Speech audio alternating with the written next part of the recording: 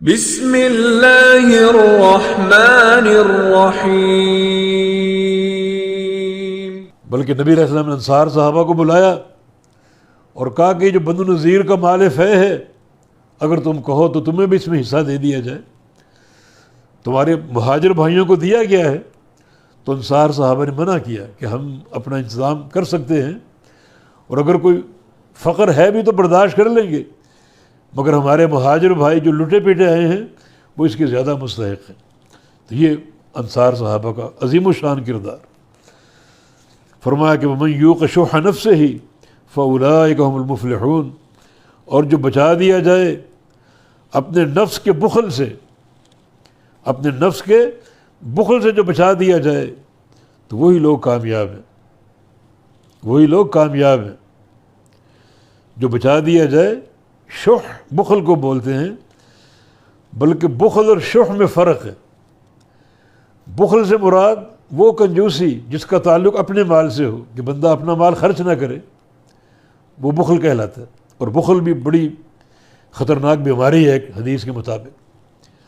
اور شح وہ بخل ہے جس کا تعلق دوسرے کے مال سے ہو، دوسرا شخص مال خرچ کر رہا ہے، اللہ کی راہ میں دے رہا ہے، اور آپ کو اس سے تکلیف ہو رہی، اور آپ چاہتے ہیں کہ وہ مال مجھے مل جائے، یعنی خرچ دوسرا کر رہا، اپنا مال خرچ کر رہا، اور آپ کو اس سے دکھ ہو رہا ہے، اس سے تکلیف محسوس کر رہے۔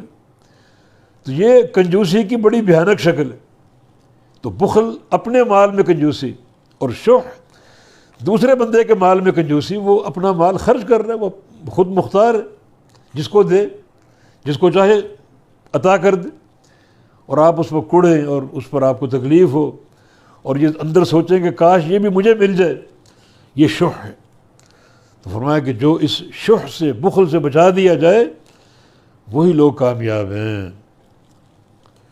اور شح جو ہے یہ ایک خطرناک مرض ہے، خطرناک بیماری ہے۔ عبداللہ بن مسعود رضی اللہ عنہ کا قول ہے کہ جس شح کا قرآن نے ذکر کیا ہے وہ یہ ہے کہ اپنے کسی بھائی کا مال ظلماً آپ کھائیں، وہ شح ہے، اپنے کسی بھائی کا مال ظلماً کھائیں۔ اور امیر المومن علی بن ابی طالب رضی اللہ عنہ کا قول ہے من ادى زکوٰۃ مالہ فقد وقی شح نفسہ، جو بندہ اپنے مال کی زکوٰۃ دیتا رہے وہ اپنے نفس کے شح سے اور بخل سے بچا دیا جائے گا۔ انہیں زکوٰۃ ادا کر دینا یہ بخل اور شح سے جو ہے وہ بچنے کی ایک علامت ہے، اور محفوظ رہنے کی ایک علامت ہے۔